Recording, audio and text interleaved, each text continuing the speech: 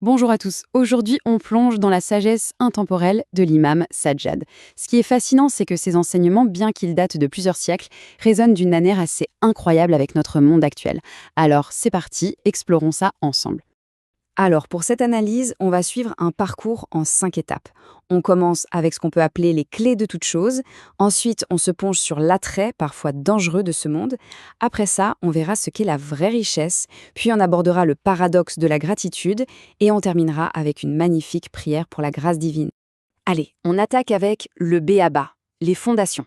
Finalement, qu'est-ce qui fait le succès de n'importe quelle entreprise, de n'importe quel projet? L'imam Sajjad nous donne une image très parlante. Il y a deux choses essentielles, une clé pour ouvrir et un sceau pour fermer. Écoutez bien cette phrase. La meilleure clé des choses est la sincérité et le meilleur sceau, la fidélité. C'est une métaphore vraiment puissante, n'est-ce pas? Ça veut dire que pour réussir quoi que ce soit, il faut un début pur, sincère et une fin, un engagement qui tienne la route. Donc, pour décortiquer un peu, la sincérité, c'est la clé. C'est l'intention de départ, elle doit être pure. Mais attention, ça ne suffit pas. C'est là qu'intervient la fidélité. C'est le sceau. C'est ce qui va garantir que le projet reste intègre jusqu'à la fin. C'est cet engagement sans faille qui permet d'aller au bout. En gros, commencer avec un cœur pur et finir avec une détermination qui ne lâche rien. Bon, maintenant, on passe à un sujet très actuel. L'attrait du monde matériel, toutes ces distractions, c'est un vrai défi aujourd'hui. Comment faire pour naviguer dans cet océan de tentations sans y laisser des plumes? Franchement, cette question, tout le monde se la pose un jour ou l'autre. On est bombardé en permanence par la brillance, les promesses du monde matériel.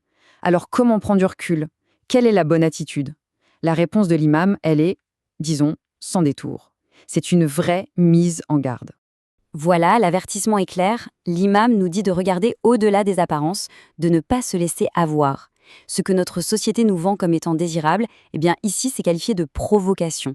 Et le fait de s'y attacher, c'est carrément une faute. C'est un appel vraiment fort à rester vigilant spirituellement face à la société de consommation. Et si on décompose ça, c'est encore plus parlant. Son éclat, c'est de la vanité, du vent. Sa parure, tous ses attraits extérieurs, une provocation. L'aimer, s'y attacher, une faute. Et les conséquences à la fin, elles sont fâcheuses. C'est un regard d'une lucidité incroyable sur le caractère éphémère de tout ce qui est matériel. Ok, donc si courir après les biens matériels c'est une impasse, alors c'est quoi la vraie richesse? C'est exactement la question qu'on va aborder maintenant. Et attention, la réponse propose une redéfinition assez radicale de ce qu'on entend par réussite ou abondance. Et la réponse, la voici.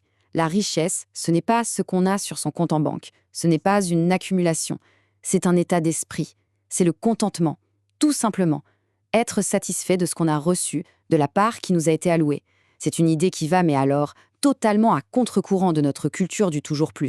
En fait, l'idée de fond, c'est que la seule vraie richesse, elle est intérieure. C'est se libérer de ce désir constant d'avoir plus, de posséder plus. C'est trouver une forme de paix en acceptant ce qu'on a déjà. Et ça, c'est une richesse que personne, absolument personne, ne peut nous enlever. Maintenant, on va aborder un concept un peu plus subtil, un peu plus profond. La gratitude. Comment est-ce qu'on exprime vraiment sa reconnaissance? L'imam nous propose une idée qui, au premier abord, peut sembler complètement paradoxale. Écoutez bien ça.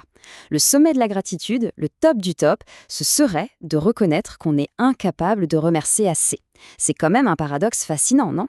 Comment est-ce que le fait d'admettre son incapacité peut devenir la plus haute forme de remerciement? Alors, essayons de décomposer ça. Étape 1, c'est assez simple. On reçoit un bienfait, on le voit, on le reconnaît. Ça, c'est déjà une forme de louange. Mais c'est l'étape 2 qui change tout. C'est le moment où l'on réalise que les bienfaits reçus sont tellement immenses, tellement grands, que nos pauvres mots, nos petites actions ne pourront jamais être à la hauteur. Eh bien, cette prise de conscience, cette humilité totale, c'est ça en soi, le remerciement le plus pur qui soit. Et pour finir, on va se tourner vers la prière, la supplication. On a exploré la conduite personnelle, la sincérité, la richesse, et là, ce dernier enseignement nous ramène à la case départ en quelque sorte, l'humilité, la recherche de la grâce divine, bien au-delà de ce qu'on pourrait mériter. Ce passage de prière est vraiment d'une puissance incroyable. La demande, ce n'est pas traite-moi selon ce que je mérite, selon mes bonnes actions, non, c'est agis selon ce que toi, tu es, c'est-à-dire selon ta générosité, ta miséricorde, ta grâce infinie. C'est l'aveu de sa propre petitesse face à l'immensité du divin. Le changement de perspective est radical. On passe de juge-moi sur mes efforts à traite-moi selon ta propre nature infinie. C'est vraiment l'expression la plus absolue de la confiance. Une confiance en une générosité qui va bien, bien au-delà de n'importe quel mérite personnel. Et voilà, on va terminer là-dessus avec une question ouverte, de la sincérité comme clé à la richesse comme contentement. Parmi tous ces enseignements, lequel est le plus puissant pour nous aider à naviguer dans le monde d'aujourd'hui? C'est une question à méditer parce que c'est sans doute là que se trouve tout le sens de cette sagesse.